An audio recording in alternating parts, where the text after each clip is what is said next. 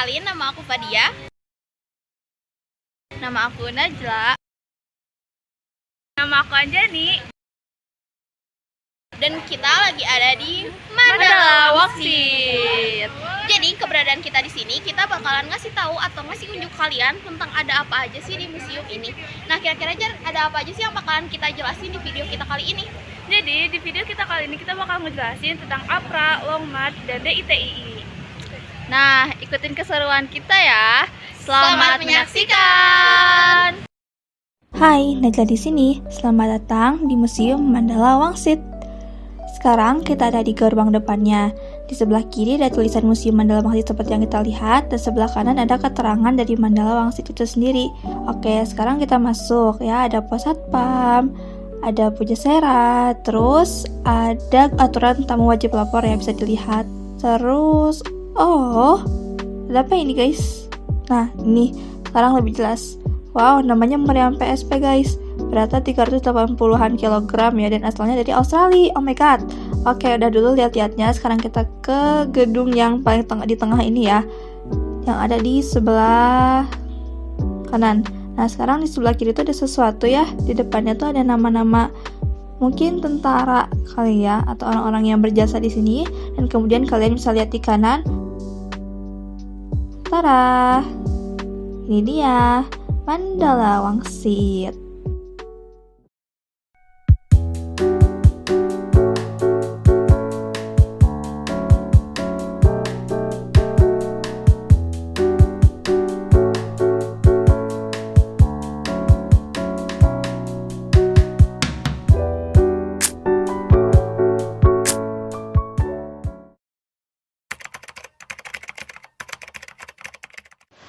Peta Long March. Sesuai dengan rencana pemerintah pusat dan terjadinya serangan tentara Belanda terhadap ibu kota Republik Indonesia di Yogyakarta tanggal 19 Desember 1948, maka atas perintah Panglima Besar Jenderal Sudirman, prajurit-prajurit Siliwangi dengan kode Aloha-nya meninggalkan Jawa Tengah bergerak berjalan kaki ke Jawa Barat atau Long March. Dalam perjalanan, prajurit-prajurit Siliwangi tidak hanya naik dan turun gunung, menyeberangi sungai yang deras dan curam, tetapi dengan segala kekurangannya harus berusaha menghindari terjadinya pertempuran dan penghadangan tentara Belanda. Bahkan, sampai di Jawa Barat harus menghadapi berbagai tantangan akibat gerombolan DITII pimpinan SM Kartosuwiryo. Gugurnya Mayor Utaria. Mayor Utaria yang merupakan perwira penghubung staf divisi Siliwangi, dalam usahanya melakukan perundingan dengan pihak DITII untuk menyatukan kekuatan dalam rangka menghadapi dan mengusir kolonial Belanda di Indonesia, ternyata mengalami kegagalan.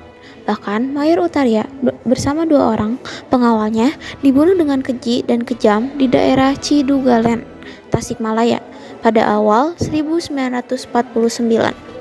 Peristiwa gugurnya Mayor Utaria oleh DITII SM Kartosoewirjo di kuburan Burangbang, Desa Cidugalen, Singaparna akhir 1949. Long March dari Jateng ke Jabar. Gugurnya Mayor SL Tobing. Berbagai tipu muslihat gerombolan DITII di Jawa Barat terus dilakukan terhadap pasukan Siliwangi pada awal tahun 1949 tengah malam di daerah Cidugalen, Tasikmalaya. Mereka menjebak dengan cara berteriak-teriak di sekitar rumah bermalam Mayor SL Tobing dengan mengatakan Belanda, Belanda. Di saat Mayor SL Tobing keluar melalui pintu depan, ternyata langsung disergap dan dibunuh oleh gerombolan DITII. Gugurnya Mayor SL Tobing oleh DITII SM Kartosoewirjo di Cidugalen, Singaparna, waktu Long March dari Jateng ke Jabar, akhir tahun 1949. Peristiwa Trowek.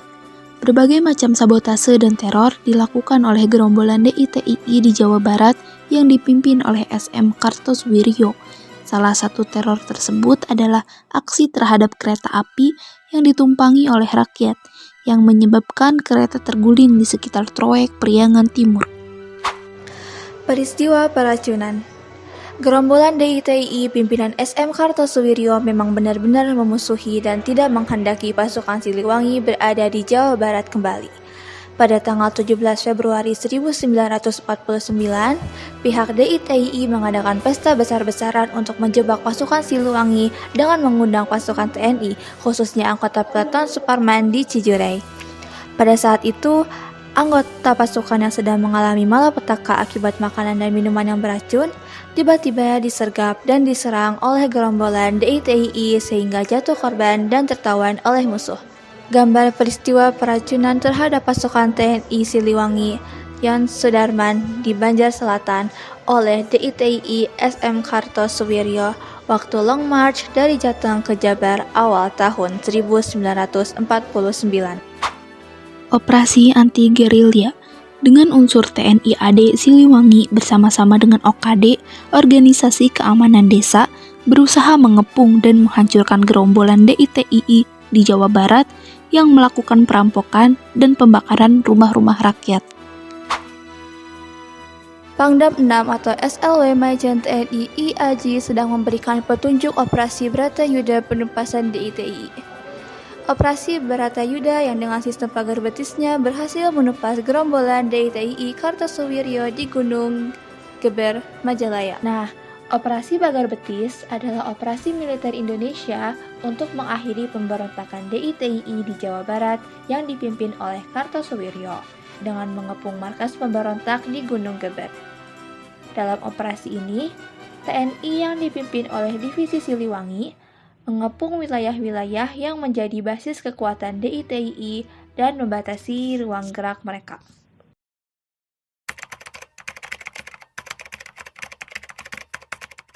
Periode ke-1, tubuhnya DITII SM Kartosuwiryo di Jawa Barat tahun 1940 sampai dengan 1949. Di sini terdapat banyak sekali uraian-uraian dan keterangan-keterangan yang ada pada saat periode pertama tumbuhnya DITII, seperti pada saat 24 bulan 3 1940 di Malangboro.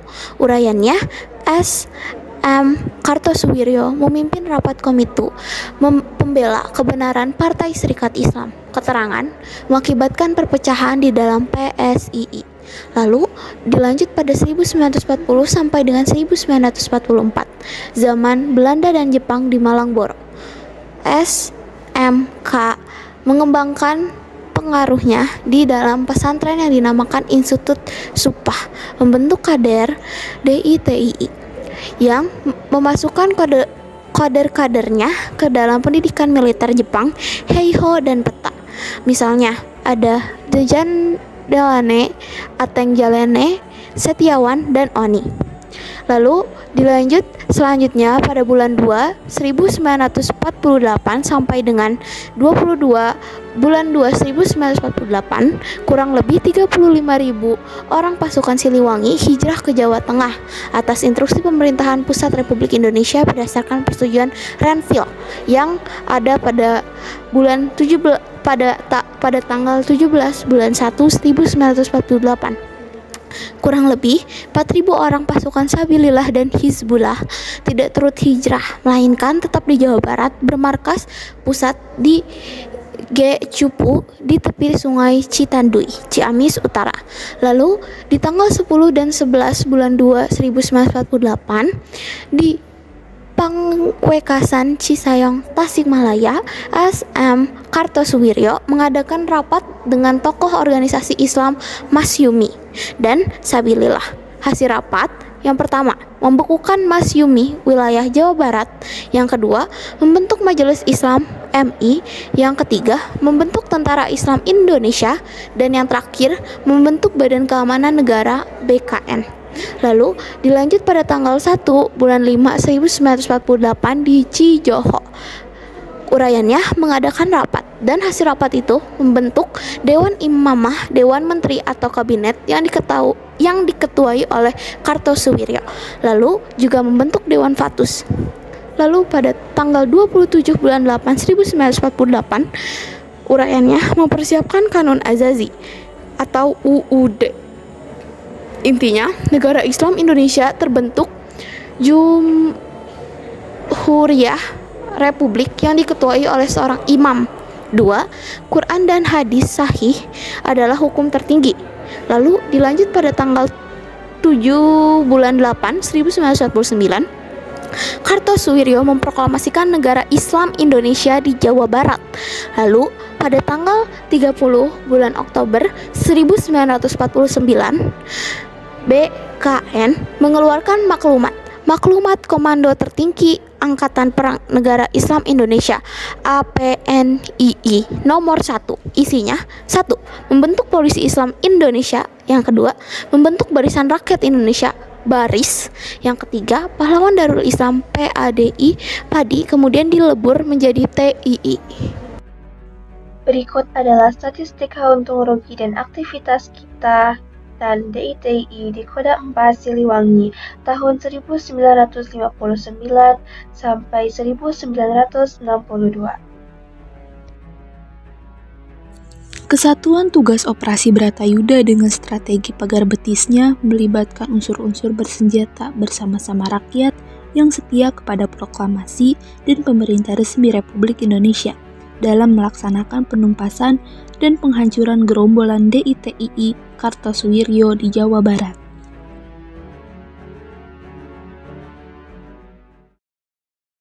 Foto Kahar Muzakar. Kahar Muzakar seorang tokoh penting DITII yang beroperasi di Sulawesi Selatan dan Tenggara akhirnya dapat dilumpuhkan pada tanggal 3 Februari 1965 dalam sebuah operasi militer yang dikenal sebagai Operasi Kilat.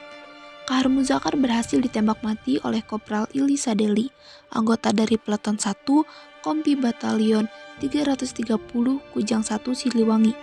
Operasi tersebut dilaksanakan di daerah Lasolo.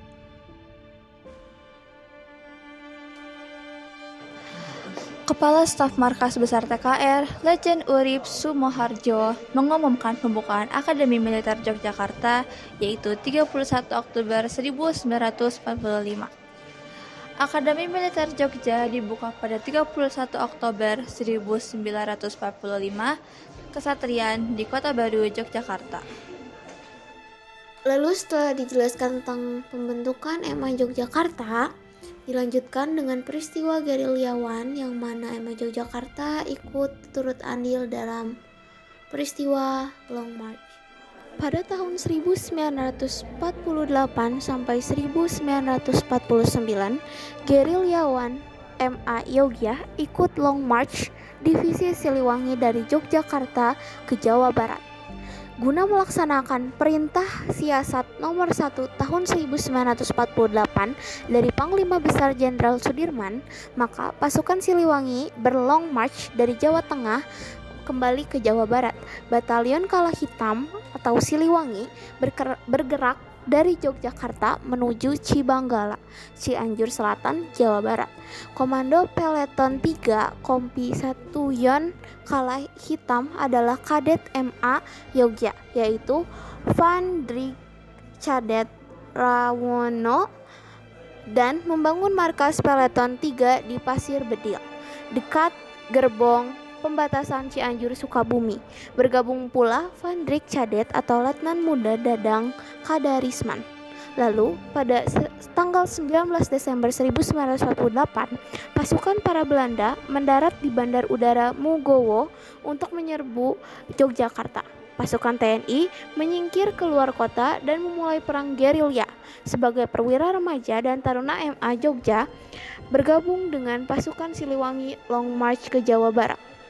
Laja Purn Sujidiman S dengan panji-panji tentara RI Angkatan Darat Divisi Siliwangi pada 19 Desember 1948 di Dekso Godean, Letda Saidiman, Letda Himawan Sotanto, Letda Solaiman, Letda Naya Iskandar, Letda Said Wijaya, Letda Tolib, Letda Sumiarsa, dan Letda Sabrawi bergabung dengan Wakil Kepala Staf Teritorial Markas Besar Komando Jawa MBKD, Letkol Sukanda Bratamanggala memulai Long March menuju Jawa Barat.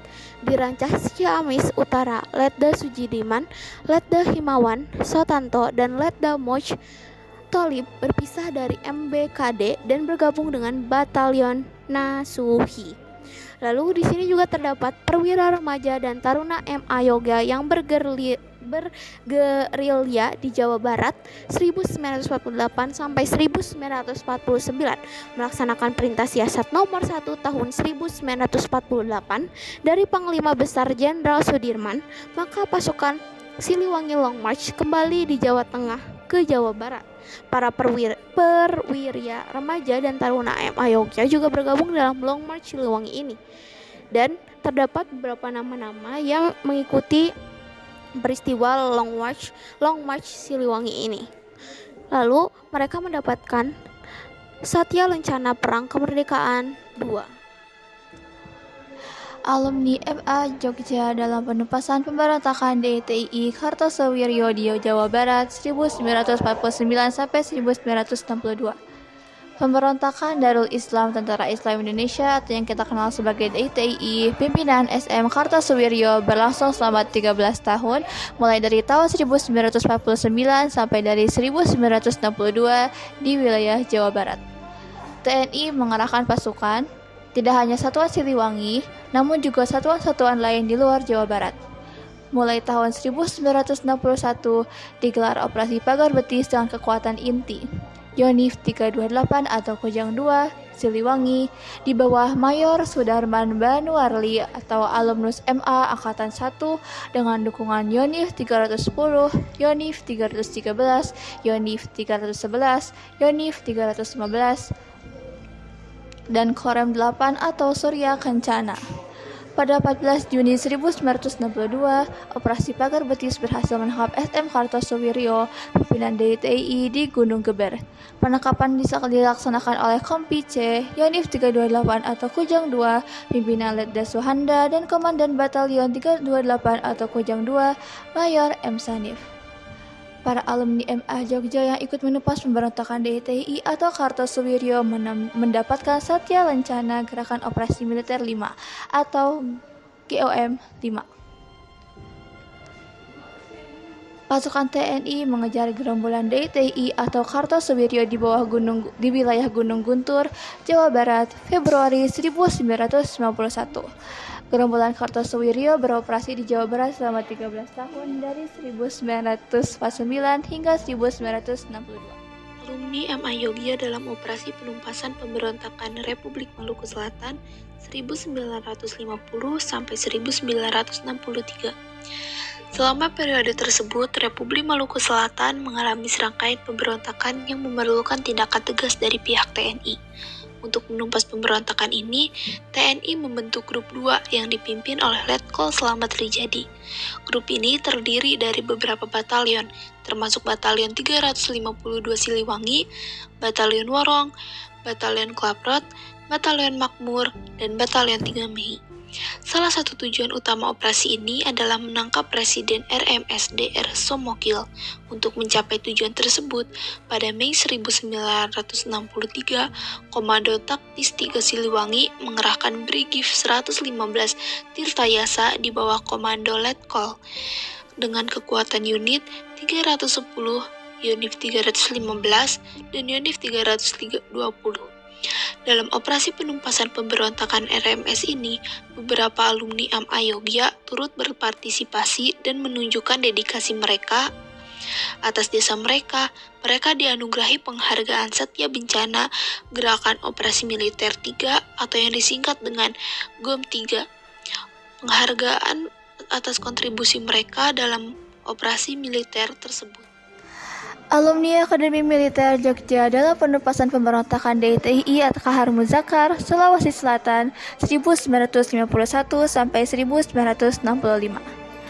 Pada tahun 1951, Kahar Muzakar memberontak dan menjabat sebagai Panglima Divisi 4 Tentara Islam Indonesia di Sulawesi Selatan dan Tenggara.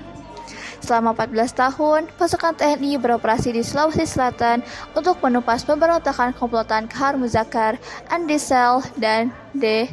Gerungan. Sejak 28 Oktober 1963, pasukan Siliwangi dan Yonif 303, Yonif 323, Yonif 321, dan Yonif 330 atau Kujang 1 mendarat di Sulawesi Selatan dan menggelar Operasi Kilat. Pada tahun 1965, Yonif 330 atau Kujang 1 dipimpin Mayor Himawan Sutanto atau alumnus MA Jogja Angkatan 1 berhasil menewaskan Kahar Muzakar, menewaskan Andi Sel, dan menangkap hidup-hidup D. Gerungan. Para alumni MA Jogja yang ikut dalam penumpasan pemberontakan DITI Kahar Muzakar mendapatkan Satya Lencana Gerakan Operasi Militer 4. Operasi penumpasan gerakan APRA Kompi Solicin GP bergerak dari Singajaya, Garut menuju Bandung 1950. Tampak di dalam fotonya tampak Letda Himawan Sutanto MAI nomor 2 dari kanan. Lalu dilanjut pada bulan Januari 1950 terjadi pemberontakan Angkatan Perang Ratu Adil APRA di Bandung. Komandan pendidikan AD Letkol AG Lambong dan ajudannya Letda Leo Kailola MAI gugur di berondong tembakan pemberontak APRA di depan markas Kuartier Divisi Siliwangi. Di sini juga terdapat penjelasan tentang Leo Kailola, pangkat Letnan 2 Anumlata, lahir tahun 1926, agama Kristen Protestan, pendidikan militer, Akademi Militer Yogyakarta, Dharma Bakti, gugur di Bandung pada tanggal 29 Januari 1950 dalam menghadapi seruan pasukan APRA. Prasasti di Gedung Leo Kailola di Krastrian Akmil, Magelang, mengenang gugurnya Letda Leo Kailola, alumnus MA Yogya Angkatan 1 dalam peristiwa APRA 1950. Letda Yohanes Sanyoto, alumnus BA MAI, gugur di Jalan Braga, Bandung pada peristiwa Angkatan Perang Ratu Adil APRA 23 Januari 1950.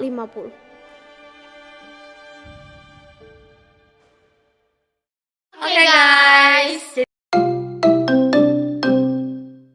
Jadi kita baru aja keluar dari Museum Mandala Wangsit. Di situ kami lihat banyak banget ya, ada lukisan, ada senjata, ada bacaan-bacaan juga. Pokoknya, nah dari apa yang kita lihat dan apa yang kita baca di dalam museum, dapat kita simpulkan bahwa peristiwa Long March Siliwangi 1948, pemberontakan DITI Jawa Barat 1949 sampai 1962, dan pemberontakan APRA 1950 merupakan bagian dari perjuangan Indonesia dalam menjaga keutuhan dan stabilitas negara pasca kemerdekaan. Long March menunjukkan ketahanan TNI Siliwangi dalam mempertahankan kemerdekaan, sementara DITI Dan APRA adalah ancaman separatis yang berupaya memecah belah negara berdasarkan ideologi dan kepentingan politik tertentu. Pemerintah Indonesia berhasil mengatasi ancaman ini dan mempertahankan persatuan bangsa. Nah, gimana tuh teman-teman dari video yang udah kita tampilin tadi? Kira-kira teman-teman semua udah dapet insight-nya belum? Mungkin segitu aja yang bisa kita tampilin buat teman-teman sekalian. Semoga teman-teman mendapatkan insight dari banyak peristiwa-peristiwa yang kita jelaskan dalam video ini. Sekian dari kita. Dadah!